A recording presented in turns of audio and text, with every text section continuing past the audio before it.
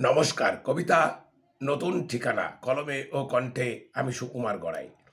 দেখতে হবে এমন বিভীষিকার দিন ছিল না কারো জানা। মোদের দেশে নতুন এসেছে এক অকল্পনীয় ঠিকানা। কোথায় চলেছে দেশ এগিয়ে, চলছে একই প্রতিযোগিতা। দায়ী দায়িত্ব আজ হারিয়ে যাচ্ছে, অসহায় আজ পিতামাতা।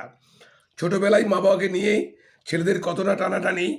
মা বাবা যখন হলেন বৃদ্ধ, ছেলেদের দেখি না তেমন মানামানি। ভালোবাসার এক দৃঢ় বন্ধন, জানি না চাই কেমনে কেটে। সভ্য যুগে এমনতর আচরণ কত না সন্তানদের ঘটে। সারা জীবন সন্তানদের লাগি, মা বাবার পরিশ্রমে থাকে না শেষ।